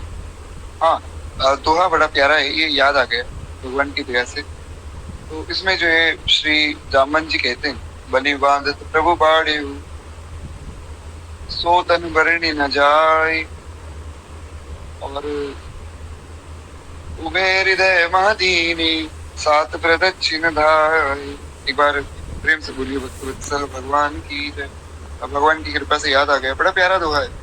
इसमें जो है श्री जामवन जी ने कहा कि महाराज, जब भगवान ने बलि रूप धारण किया ना, बलि बांधत प्रभु बाढ़ेऊ सो तन बरनी ना जाए, उस तन का वर्णन ही नहीं, कितना बड़ा शरीर है, भगवान का विराट रूप है। उस शरीर में समस्त संसार का, समस्त जीवों का दर्शन हो रहा है। इतना बड़ा शरीर भगवान ने धारण किया। सोचिए जामवंत जी कितने बलवान होंगे कि उस शरीर की उन्होंने 7 प्रदक्षिणा की। और 7 प्रदक्षिणा कैसे की? कहते हैं मैंने 2 ही घड़ी में उबे हृदय महादीनी 7 प्रदक्षिण दाई। 2 घड़ी में 48 मिनट के अंदर अंदर पूरे शरीर की 7 प्रदक्षिणा कर दी। ऐसे थे श्री जामवंत जी महाराज। एक बार प्रेम से बोलिए श्री जामवंत जी महाराज की जय। कितने शक्तिशाली। तो खैर, अब महाराज सोचिए भगवान का कितना विशालकाय शरीर है। कहते हैं कि समस्त चराचर प्राणी इस शरीर में दिख रहे हैं, चराचर जगत का दर्शन इस शरीर में हो रहा है। सर्वात्मा भगवान में ये सारा ब्रह्मांड देखकर दैत्य भी डर गए। दैत्य सब कांपने लग गए। ये बटुक ब्रह्मचारी नहीं तो साक्षात भगवान है, साक्षात ब्रह्म है। और ये इतने भयानक है, हमने तो आज देखा है पहली बार। तो उन्होंने एक डग से तो बलि की सारी पृथ्वी नाप ली। जो बलि को बहुत अहंकार था ना कि मैं सब कुछ दे सकता हूँ, तो एक पाँव में तो सारी सृष्टि नाप ली। और दूसरा पाँव रखा तो एक पाँव में तो पूरी पृथ्वी लोक हो गया। दूसरे पाँव में जो है उन्होंने शरीर से नभ और भुजाओं से सारी दिशाएं घेर ली। अपने शरीर से आसमान और अपनी भुजाओं से सारी दिशाएं घेर ली। तो इस प्रकार जो है 2 पग सृष्टि हो गई, 2 डग सृष्टि हो गई। और महाराज अब बात आई तीसरा पग रखने की। तीसरा पग रखने के लिए भगवान ने कहा, बलि तुम तो कह रहे थे मैं सब कुछ दे दूंगा, तीनों लोगों का राजा हूँ, मैं महारानी बलि हूँ, ये लो तुम्हारी सृष्टि तो खत्म हो गई। पूरा आसमान, पूरा नभ, पूरी दिशाएं, सब कुछ मैंने नाप लिया। अब क्या बचा तुम्हारे पास देने के लिए? खत्म, तुम्हारी प्रतिज्ञा तो टूट गई, संकल्प टूट गया। बोले नहीं प्रभु, संकल्प ऐसे कैसे टूट गया? आपके होते भगवान अगर भक्तों का संकल्प टूट जाए तो वे नाथ शरणागति की महिमा क्या रह जाएगी? तो भगवान ने कहा कि भैया फिर तुम्हारे पास बचा क्या है, सब कुछ तो दे दिया। तो भगवान का जो दूसरा पग ही जो है ऊपर को जाता हुआ मर लोग, जन लोग, तप लोग से भी ऊपर सत्य लोग तक पहुंच गए। दूसरे पग में तो भगवान ब्रह्मा जी के लोग तक पहुंच गए। और वहीं तो ब्रह्मा जी ने जो है फिर भगवान के चरणों में जल डाला और जल से उसको अपने कमंडल में धारण कर लिया। फिर उससे गंगा जी प्रकट हुई। ये कथा आपने सुनी होगी। तो ये वही तो कथा है। तो वही कथा यहाँ कही गई कि ब्रह्मा जी ने विश्व रूप भगवान के ऊपर उठे हुए चरण का जो है अर्घ्यपाद्य से पूजन किया, प्रक्षालन किया, और जो है ब्रह्म कुंड में ब्रह्मा जी का जो कमंडल है उसे ब्रह्म कुंड कहा गया। तो ब्रह्म कुंड में जो है वही जल उन्होंने विश्व रूप से भर लिया। और विश्व रूप भगवान के पग से जो जल भरा, उस जल को उन्होंने जब धरती पर छोड़ा वो गंगा जी बन गई। तो साक्षात भगवान का चरणामृत है गंगा जी। अगर आपको कहीं भगवान का चरणामृत नहीं मिल रहा और आपकी प्रतिज्ञा है कि हम चरणामृत लेकर ही व्रत खोलेंगे, तो महाराज गंगा जी का जल पी लीजिए। गंगा जल इतना पवित्र है। सोचिए इतनी पवित्र गंगा जी की आज क्या दशा संसार ने की है। बहुत कष्ट की बात है ये। साक्षात भगवान का चरणामृत, भगवान के चरणों से निकला अमृत है। कहते हैं कि बलि के सेनापतियों ने ये जानकर कि ये भिक्षुक ब्रह्मचारी तो हम लोगों का वैरी, जो अपने को छिपाकर देवताओं का काम करना चाहता है, और राजा तो यज्ञ के दीक्षित होने के लिए कुछ भी कहेंगे नहीं। राजा जब संकल्प कर लिया कि ये जो मांगेंगे मैं दे दूंगा, तो वामन भगवान पर अस्त्र शस्त्र चलाने लगे। दैत्य है, राक्षसी बुद्धि है, कुछ समझ में तो आ नहीं रहा। इनको लग रहा है कि हम इसको मार देंगे, भगवान को मार देंगे। तो राक्षसों ने खूब अस्त्र शस्त्र चलाए, पर भगवत पार्षदों ने उन्हें खदेड़ दिया। भगवान तक तो अस्त्र शस्त्र पहुंचे ही नहीं, भगवान के पार्षदों ने उन्हें पहले ही खदेड़ दिया। खदेड़ दिया मतलब उन्हें पहले ही जो है सबको जो है दूर हटा दिया। जितने भी अस्त्र शस्त्र आए सबको दूर हटा दिया और राक्षसों को भी हटा दिया। बलि ने जो है दैत्यों को समझा बुझाकर लड़ाई करने से रोका। बलि ने कहा, भैया भगवान आए हमारे दर पे, साक्षात जिनके यहाँ भगवान मांग रहे हैं, इतनी कृपा भगवान ने की, तुम भगवान पर ये चला रहे हो। तो भगवान का इशारा पाकर गरुड़ जी ने वरुण पास से बलि को बांध दिया। बलि बांधत प्रभु बाढ़े, बलि को बांध दिया भगवान गरुड़ जी ने। तत्पश्चात भगवान ने बलि से कहा कि 2 पग में मैंने तुम्हारी सारी पृथ्वी को सब लोगों को नाप लिया। तुम्हारी प्रतिज्ञा पूरी ना होने पर अब मैं तुम्हें जो है नरक का भोग दूंगा, अब तुम्हें नरक में जाना पड़ेगा। वामन जी ने बहुत तिरस्कार किया, भगवान ने महाराज बहुत तिरस्कार किया बलि का, पर धन्य है बलि महाराज, उन्होंने कुछ नहीं कहा। अब देखिए एक बात समझनी होगी, अगर आपके मन में आ रहा है ऐसा कुछ कि अरे बलि तो भगवान के भक्त हैं, फिर भगवान अपने भक्त का अपमान क्यों कर रहे हैं, अपने भक्त को बांध क्यों दिया, बलि ने तो कुछ कहा ही नहीं। बलि तो कह रहे हैं भगवान जो चाहते हो मांग लो, फिर बांध क्यों लिया बेचारे को। तो यहाँ ये समझिए, भगवान दिखाना चाहते हैं कि मेरा भक्त कितना उदार है और मेरे भक्त का मेरे अंदर कितना विश्वास होता है कि मैं चाहे बांध लूं चाहे उसे मार दूं, वो कुछ भी नहीं कह रहा है, वो मेरे ऊपर विश्वास करके खड़ा है। ये समझना नहीं। राजा बलि का धैर्य विचलित नहीं हुआ महाराज। एक भक्त को कितना धैर्यवान, कितना सहनशील होना चाहिए, यहाँ भगवान को दिखाना चाहते हैं। भगवान अपने भक्तों के साथ जो भी लीला करते हैं उसमें भगवान ये दिखाना चाहते हैं कि देखो मेरा भक्त कितना महान है। जैसे नारद जी के साथ लीला की, उनका विवाह तोड़वा दिया, तोड़वाने के बाद महाराज नारद जी से श्राप ले लिया। वहां नारद जी की महिमा को उजागर किया है। तो कहते हैं उन्होंने बड़ा ही सुंदर उत्तर दिया। बलि महाराज कहते हैं, क्या सुंदर बात। कहते हैं, प्रभु मैं आपसे एक बात पूछता हूँ, धन बड़ा है कि धनी बड़ा है। तो चलिए जितने लोग यहाँ कथा में जाग रहे हैं, मैं आपसे एक प्रश्न पूछता हूँ कि धन बड़ा या धन देने वाला बड़ा, आपके हिसाब से कौन बड़ा होना चाहिए। वैसे तो रामचरितमानस की जब कथा हुई तो उसमें भी हमने बलि महाराज की कथा सुनी, उसमें भी हमने प्रश्न काफी बार सुना। तो सबका कहना है कि धन देने वाला बड़ा। सीधी सी बात है महाराज, जो धन दे रहा है वो बड़ा ही होगा, क्योंकि वो धन दे रहा है और भी कुछ दे सकता है, तो केवल धन ही थोड़ी उसके पास। भगवान ने कहा कि चूंकि धन जो है धनी के ही अधीन है, धन किसका, धनी का, इसलिए धनी बड़ा हुआ। जैसा कि आप सबने भी कहा, सबका उत्तर सही है। तो बलि जी ने कहा कि नाथ, आपने मेरा धन तो 2 पग में नाप लिया, मेरे पास जो धन था, तीनों लोगों की संपत्ति थी, वो तो आपने नाप लिया, वहां की कहानी तो खत्म हो गई।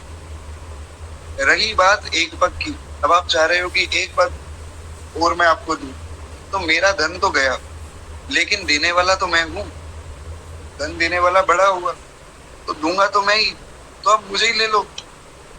आपने धन तो ले लिया, अब धन देने वाले को भी ले जाओ महाराज, आपके सिवा मेरी और कोई गति नहीं है। ये नाथ, अब मुझे ले जाइए, मैं आपका ही हूँ, सिर पे पांव रखिए और बस स्वीकार कर लीजिए। यही है आत्मनिवेदनम। प्रहलाद जी ने 9 प्रकार की भक्ति का जो वर्णन किया है, उसमें प्रहलाद जी कह रहे हैं, श्रवणम कीर्तनम विष्णु, स्मरणम पाद सेवनम, अर्चनम वंदनम दास्यम, सख्यम आत्मनिवेदनम। 9 प्रकार की भक्ति। कभी समय मिलेगा तो हम नवदा भक्ति पे भी चर्चा करेंगे।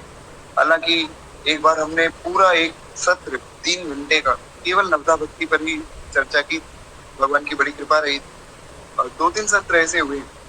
तो कभी समय मिलेगा तो एक बार और नवदा भक्ति पर चर्चा करेंगे। पर अभी जो अंतिम है, मैं केवल एक बार उसका थोड़ा सा वर्णन आपको सुना दूं, क्योंकि हमारे पास समय कम है।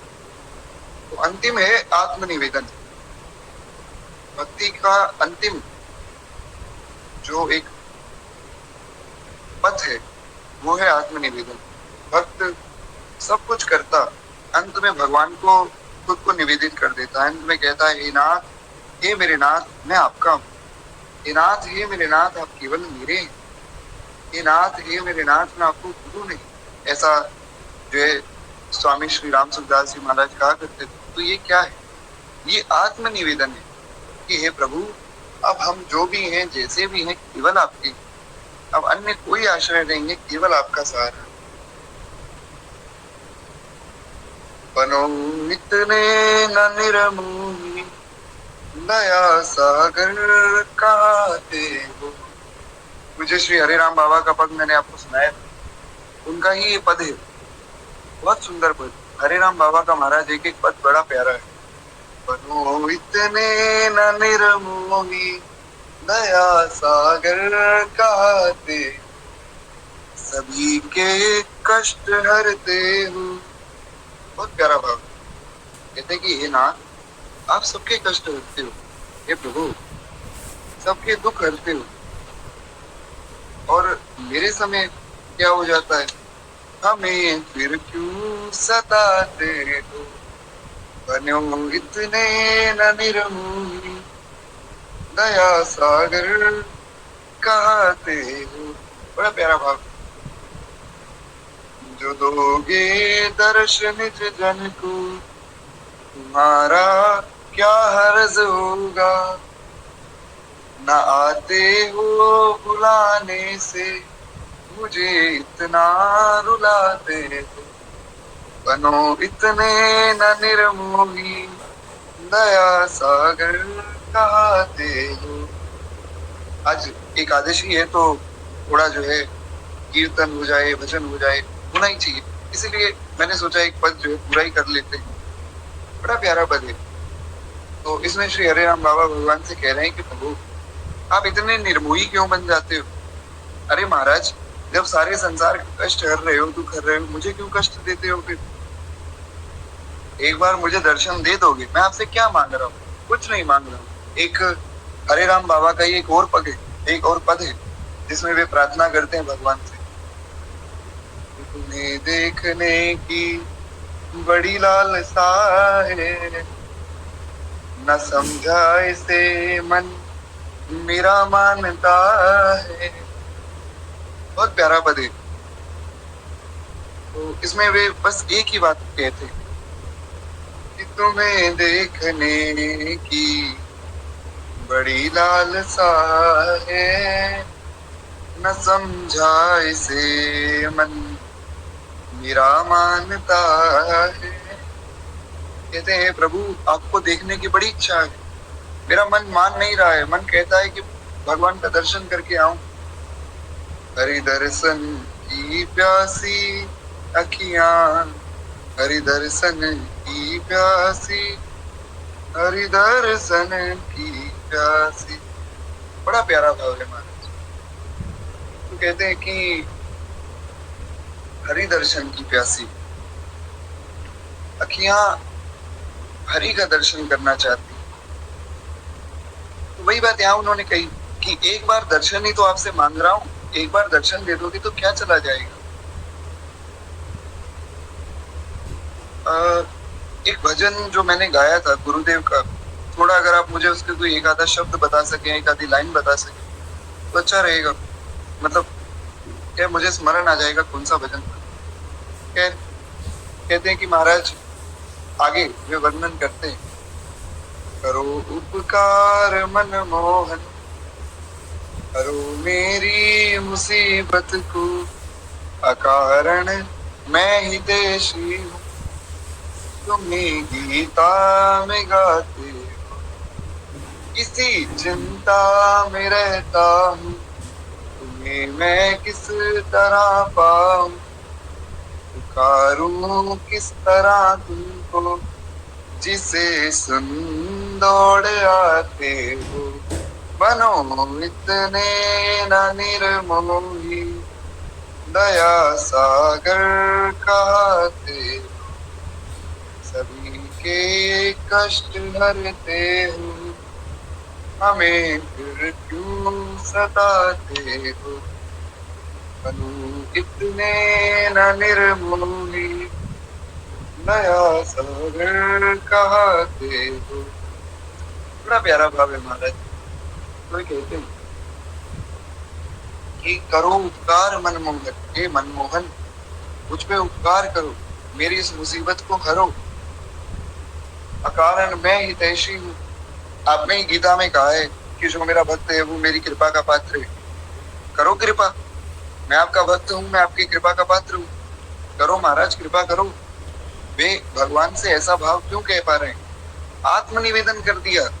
अब मैं भगवान का हूँ, भगवान मेरे हैं, भगवान को नहीं कहूंगा तो किसको कहूंगा? इसलिए कहते हैं प्रभु आपने कहा है कि मैं आपका कृपा पात्र हूँ, तो आप कृपा करो, दर्शन दो। कहते हैं हे नाथ इसी चिंता में रहता हूँ। कहते हैं प्रभु केवल इस चिंता में डूबा रहता हूँ कि तुम्हें किस तरह पाऊंगा, किस तरह मैं आपकी प्राप्ति करूंगा। पुकारूं किस तरह तुमको जिसे सुन दौड़ आते हो। ऐसा क्या करूं, ऐसी किस प्रकार आपकी प्रार्थना करूं जिसे सुनकर आप दौड़ कर चले आओ, भाग कर आओ मेरे पास। क्या करूं प्रभु ऐसा? और अंत में बड़ी प्यारी बात कहते हैं, घड़ी वह कौन नावेगी करोगे राम के मन की। श्री हरे राम बाबा खुद को यहाँ राम के नाम से संबोधित कर रहे हैं। कहते हैं घड़ी वह कौन आवेगी करोगे राम के मन की, मिलोगे कब जने मोहन मुझे तुम बहुत भाते। बड़ी प्यारी बात। कहते हैं हे नाथ आप मुझे बड़े प्यारे लगते हो, आप मुझे कब मिलोगे, कब कृपा करोगे? हे नाथ मुझ पर कृपा करो, भगवान मेरी विनती सुनो, हे नाथ मुझ पर कृपा करो। ऐसा बड़ा प्यारा भाव श्री हरे राम बाबा का। एक बार प्रेम से बोलिए भक्तवत्सल भगवान की। तो वो कुछ इस प्रकार जो है वर्णन करते हैं। तो ये है आत्मनिवेदन, भगवान को निवेदन कर देना कि प्रभु हम आपके हैं, आप हमारे, बस अब हम और किसी को नहीं जानते। यही किया श्री बलि महाराज ने। तो हाँ देखिए पुष्पा माता जी ने जो कहा था जिस भजन के लिए, कृपा करके जो है माता जी उसका नाम अगर आप लिख दें या कुछ एक दो शब्द ही उसमें से लिख दें ताकि मुझे स्मरण आ जाए, तो कथा के बाद मैं प्रयास करूंगा वो भजन मैं सुना दूंगा। खैर अभी कथा में हम लोग थोड़ा आगे बढ़े। वे कहते हैं यद्यपि हूँ तो मैं 2 पग से अधिक, वैसे तो मेरी कीमत 2 पग से ज्यादा है। क्यों? क्योंकि अभी आपने खुद कहा कि धन से ज्यादा कीमत धन ही की होती है, परंतु फिर भी एक ही पग में मैं जो है आपके चरणों में आत्मसमर्पण करता हूँ। हालांकि भगवान देखो बात होती है कि 2 पग से ज्यादा कीमत मेरी है अकेले की, तो अकेला अगर मैं ही आपकी शरण में आ जाऊं तो भी मैं 3 पग के बराबर हूँ। पर चलो प्रभु आप भी क्या याद रखोगे, मैं ऐसा करता हूँ कि मैं एक भी पग में आत्मसमर्पण कर देता हूँ। भगवान चालाक है, भगवान का भक्त भगवान से भी ज्यादा चालाक। भगवान ने कहा 2 पग सृष्टि तो हो गई, तीसरा पग कहाँ ढोगे, जाओ नर्क में चले जाओ। बलि जी ने भी कह दिया प्रभु ऐसी बात नहीं है, मैं 2 पग से ज्यादा कीमती हूँ, पर ठीक है एक पग में ही संतोष कर लेंगे। महाराज आप बड़े संतोषी बन रहे थे, आपसे ज्यादा संतोषी तो मैं हूँ। ये भक्त और भगवान के बीच में मीठी जो है नोक झोंक है, एक लड़ाई है भगवान और भक्त के बीच में शब्दों की, पर ये बड़ी प्यारी है। भगवान को और भक्त दोनों को आनंद देती है, जैसे जिससे जो है भगवान का प्रेम और बढ़ता है। कहते हैं भगवान बहुत प्रसन्न होकर ब्रह्मा जी से कहते हैं कि मैं जिस पर प्रसन्न होता हूँ उसका धन छीन लेता हूँ। ऐसा भगवान ने भागवत जी में कहा है कि जिस पर मैं प्रसन्न हूँ उसका धन मैं छीन लेता हूँ। तो मैंने इसका भी धन छीन लिया। ऐसा कोई ना सोचे कि भगवान ने बलि जी के साथ छल कर लिया और उनका राज्य ले लिया, ऐसा कुछ नहीं। भगवान बलि जी पर बहुत प्रसन्न हो गए तो धन छीन लिया महाराज। आप देखिए भगवान के जितने भी भक्त हैं सब अकिंचन है। नामदेव जी अकिंचन, कुछ भी नहीं। हमने कार्तिक मास की कथा में सुना था, भक्त सत्यव्रत की कथा, जो ब्राह्मण थे उनकी कथा सुनी थी। क्या था? कुछ भी नहीं था, एकदम अकिंचन। सुदामा जी 4-4 दिन तक बच्चे भूखे बैठे रो रहे हैं, खाने के लिए कुछ नहीं। तो इस प्रकार भगवान कहते हैं कि मैं जिस पर प्रसन्न होता हूँ उसका धन मैं छीन लेता हूँ। इसका भी धन मैंने छीन लिया, राजपद से अलग कर दिया। तरह तरह की अपेक्षा रहती शत्रु जो है इसे बांध लेते, भाई बंधु छोड़कर चले गए, इतनी यातनाएं भोगनी पड़ी, यहाँ तक कि इसके गुरुदेव ने भी इसको श्राप दे दिया। परंतु ये मेरा भक्त इतना दृढ़ था, इसीलिए मैं ईश्वर प्रसन्न हूं। मैंने इसे बांध लिया था, मैं तो शत्रु हूं। और इसके सब जितने भी साथी सहपाठी थे सब छोड़कर चले गए, परिवार वाले छोड़कर भाग गए, गुरुजी ने श्राप दे दिया। पर धन्य है मेरा भक्त, वो कभी भी अपनी बात से पीछे नहीं हटता है, दृढ़ रहता है। तो देखिए क्या है, धन कमाना गलत नहीं। अगर आप गृहस्थ में है और धन नहीं कमा रहे हैं तो ये एक तरह से पाप है, क्योंकि गृहस्थ का कर्तव्य है धन कमाना। खूब धन कमाइए लेकिन धर्म से, और उस धन को जो है अच्छे कार्य के लिए लगाइए। हमारे गुरुदेव भगवान तो यहाँ तक कहते थे कि भैया धन अगर आपको कमाना है, और धन की मैनेजमेंट, मनी मैनेजमेंट जो आजकल बहुत से कोर्स लेकर इंस्टाग्राम पे भी फाइनेंशियल इन्फ्लुएंसर सिखाते हैं, सब उल्टी सीधी बातें करते हैं। क्योंकि भौतिक रूप से तो मैं भी सीए कर रहा हूँ, तो जब मैं देखता हूँ तो उल्टी सीधी बातें बता रहे होते हैं लोगों को, घर मत खरीदो, रेंट पे लो, ऐसा वैसा करके। हमारे शास्त्रों में वर्णन किया गया कि धन का व्यय कैसे किया जाए, मैनेजमेंट कैसे की जाए। उस पर गुरुदेव की एक वीडियो, तो वो मैं ग्रुप में भेज दूंगा अगर कोई सीखना चाहे। तो उसमें एक बात बहुत अच्छी कही गई, शास्त्रों में वर्णन है कि अगर आप कुछ भी कमा रहे हैं तो उसका जो 10वां भाग है, उसका 10% हिस्सा धर्म के कार्य के लिए रखो, अवश्य ही रखो। कि ये तो भगवान के मंदिर में देंगे, किसी ब्राह्मण की सेवा करेंगे, या कहीं कोई जो है भोज भंडारा हो रहा है तो उसमें हम दे देंगे। तो धर्म के कार्य के लिए 10% भाग तो रखना ही चाहिए। हमारे सिख भाई जो है, सिख परंपरा जो है, उसमें भी ये बात कही गई, दशवंध करना। वहां कहा जाता है कि दशवंध करना चाहिए, यानी कि 10वां भाग निकालो और मंदिर में, गुरुद्वारे में दान करो, किसी गरीब की मदद करो। बहुत अच्छा भाव है। खैर, तो इसीलिए जो भी हम धन का व्यय करें, करना ही चाहिए गृहस्थ को, लेकिन धर्म से करना चाहिए। अब देखिए, अगर आप वर्किंग फ्रॉम होम कर रहे हैं, वो एथिकल है या नहीं, वो तो आपके वर्क पे डिपेंड करता है। अच्छा काम कर रहे हैं, तुम्हारा सब एथिकल है। क्या है, तो हम थोड़ा आगे बढ़े कथा में। देखिए, अगर आपको भजन याद नहीं आ रहा है तो कोई बात नहीं, अगर आप में से अन्य किसी को जो है वो भजन याद है तो कृपा करके आप बता दीजिए। पुष्पा माता जी को भजन याद नहीं आ रहा है, वो मैं अंत में जो है वो भजन सुना दूँ, इसमें कोई दिक्कत नहीं। खैर, आगे श्री नाभा गोस्वामी जी कहते हैं कि इस प्रकार श्री भगवान ने बलि महाराज के बारे में कहा कि इतनी यातनाएं भोगने के बाद भी, अपने गुरुदेव से श्राप लेने के बाद भी, मेरा भक्त बलि अपने निश्चय पर अडिग रहा, और बलि ने अपने दृढ़ व्रत से अपनी प्रतिज्ञा को नहीं छोड़ा, और बलि महाराज अपनी प्रतिज्ञा पर जो है अटल रहे। इसलिए मैं बलि पर बड़ा प्रसन्न हूँ। मैंने इससे जो है छलधारी बातें भी की, मन में छल रखकर धर्म का उपदेश भी किया है, परंतु इस सत्यवादी ने धर्म नहीं छोड़ा है। मैंने तो छलधारी बातें भी की, तुम नरक में चले जाओगे, तुम्हें जलना होगा, इस प्रकार की, पर बलि ने फिर भी धर्म नहीं छोड़ा। फिर राजा बलि को जो है सुतल लोक में रहने की आज्ञा दी। अंत में जो भागवत जी में जो वर्णन, तो भगवान ने राजा बलि को आज्ञा दी कि अब तुम सुतल लोक में राज्य करो, और अपूर्व वर दिया।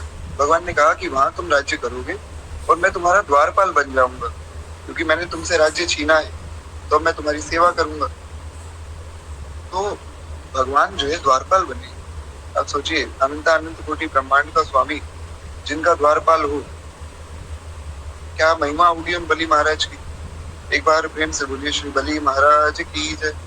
और क्या महिमा होगी उन भगवान की जो अनंत कोटि ब्रह्मांड के स्वामी होने के बाद भी, जिनके भय से काल थर थर कांपता है, माया जिनके इशारों पर नाचती हो, देवता जिनके चरणों का दर्शन करने के लिए तरसते हो, वो भगवान बलि जी के यहाँ द्वारपाल बन गए। क्या करुणा है श्री ठाकुर जी में। भगवान की जैसी करुणा तो महाराज केवल भगवान में है। खैर, कहते हैं इस तरह भगवान वामन ने बलि से स्वर्ग का राज्य लेकर इंद्र को देकर अदिति की कामना पूर्ण की है, और स्वयं उपेंद्र बनकर सारे जगत का शासन भगवान करने लगे। भगवान ने जो तीनों लोग वापस ले लिए, और बलि महाराज को जो है उनका राज्य देकर, मतलब सुतल लोक में उनका राज्य दिया और भगवान द्वारपाल बन गए। ऐसी करुणा केवल श्री भगवान कर सकते हैं कि अपने भक्त के लिए भगवान जो है उसके द्वारपाल बन गए, अर्जुन के लिए भगवान सारथी बन गए। कहाँ तक कहा जाए महाराज, श्री ठाकुर जी सुदामा जी के चरणों में गिर गए, अपने चरणों से पद प्रक्षालन कर रहे। अभी आगे बहुत से भक्तों की कथाएं आएंगी, कितने उदार है श्री ठाकुर। ऐसे करुणा में, ऐसे भक्त वत्सल, ऐसे शरणागत वत्सल भगवान को छोड़कर अगर कोई अन्य किसी की उपासना करता है तो महाराज वो व्यक्ति तो धूल फांक नहीं होती है। ऐसा मैं नहीं, ऐसा गोस्वामी जी कह रहे। तो खैर इस प्रकार जो है श्री बलि महाराज का चरित्र और श्री वामन अवतार की कथा हमने सुनी। एक बार प्रेम से बोलिए श्री वामन भगवान की जय, भक्त वत्सल भगवान की जय। तो अब जो है वो भजन, अच्छा, मेरे प्राणेश मनमोहन, या तो ये भजन होगा जी। तो यही भजन जो है मैं गा देता हूँ जी। तो पुष्पा माता जी का कहना है यही भजन है, ठीक है। बड़ा प्यारा भजन है ये भी, श्री हरे राम बाबा का ही बड़ा प्यारा पद, बड़ा प्यारा पद है और इसमें बहुत सुंदर उन्होंने भाव कहा है। तो यही मैं गा देता हूँ। एक बार प्रेम से बोलिए भक्तवत्सल भगवान की जय। पहले हम लोग जो श्री भक्तमाल जी की एक बार आरती कर लें ताकि भक्तमाल जी का विश्राम हो जाए, फिर मैं अंत में भजन गाकर कथा का विश्राम कर दूंगा। इस धन्य नाभा भारती की आरती आरती करे, ये भक्त भगवत की कथा सब विश्व का मंगल करे। इस धन्य नाभा भारती की आरती आरती करे, नर जाति जब माया विवश अज्ञान तम में पग गई, जन भारती आभात भी जग जग गई जगमग गई।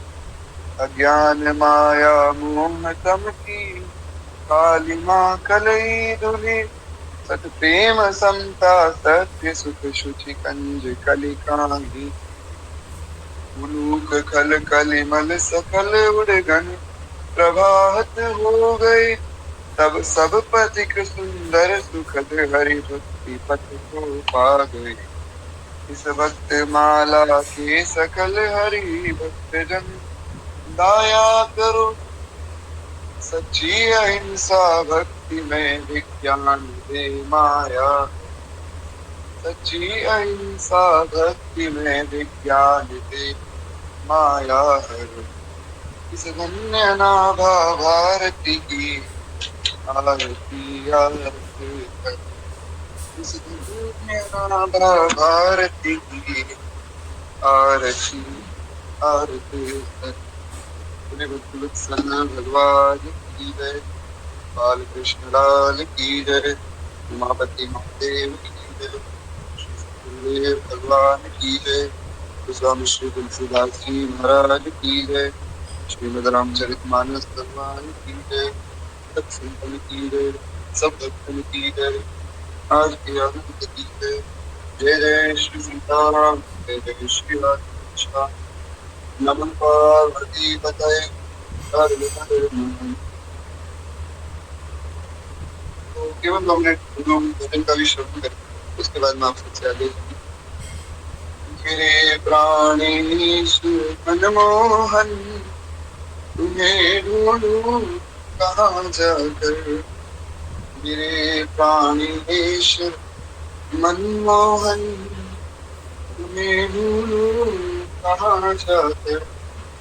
बड़ा बेचैन हूँ तुम बिन, मुझे देखो जरा, बड़ा बेचैन हूँ तुम बिन, मुझे देखो जरा। तुम्हारी याद आते ही झड़ी आंसू की लग जाती, तुम्हारी याद आते ही झड़ी आंसू की लग जाती। तो फिर दिल में आता है कि मर जाऊं जहर खाकर। मेरे प्राणेश मनमोहन, मैं ढूंढूं कहाँ जाकर। न भूलूंगा कभी उपकार अपने उस हितैषी का। न भूलूंगा कभी उपकार मैं अपने उस हितैषी का, जो करवा दे मुझे दर्शन कन्हैया को यहाँ लाकर। मेरे प्राणेश मनमोहन, मैं ढूंढूं कहाँ जाकर। छिपे हो तुम कहाँ जाकर न आते वो बुलाने पर। छिपे हो तुम कहाँ जाकर न आते वो बुलाने पर। मजा क्या तुमको आता है मुझे इस तौर तड़पा कर। मजा क्या तुमको आता है मुझे इस तौर तड़पा कर। मेरे प्राणेश मनमोहन, तुम्हें ढूंढूं कहाँ जाकर। विनय कर जोड़ कर दोनों यही राम की तुमसे।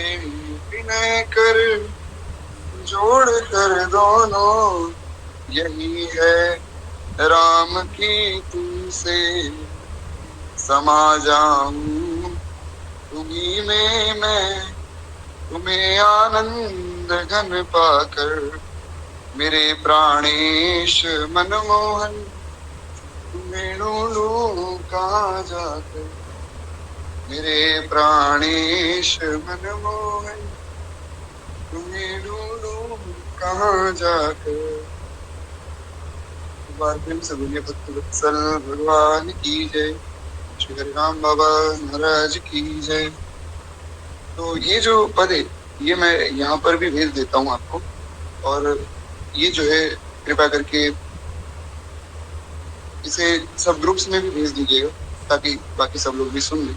यहाँ भी मैं YouTube से भेज रहा हूँ श्री महाराज जी की पावन मधुर आवाज में, तो आप जब भी सुनना चाहें आप यहाँ से सुन भी सकते हैं। बाकी कथाओं में भी हम प्रयास करेंगे कि इस पद का स्मरण करते ही रहें। अभी के लिए आप सबसे आज्ञा चाहूंगा, आप सब लोग जो है भजन साधन कीजिए। और आज एकादशी है, जो लोग एकादशी का व्रत कर सकते हैं कृपया करके निश्चित रूप से निर्जला एकादशी का व्रत कीजिए। अगर कोई निर्जला नहीं कर सकता है तो ऐसा ना हो कि व्रत ही ना करें, कम से कम व्रत तो कीजिए, चाहे फल पा लीजिए। कुछ अगर कोई बीमार है बहुत ज्यादा तो चाहे फल पा लीजिए, पर व्रत अवश्य कीजिए, एकादशी का व्रत करना चाहिए। और भगवान से क्षमापन अवश्य कीजिए कि हे नाथ, अगर कुछ गलती हमसे हुई है पहले के किसी व्रत में या कभी भी कुछ गलती हुई है तो हे प्रभु हमें क्षमा कीजिएगा।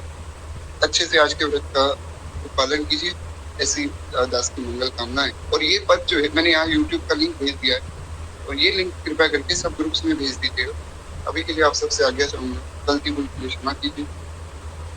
लिंक ओपन नहीं हो रहा है तो 1 मिनट मैं वापस भेज देता हूँ।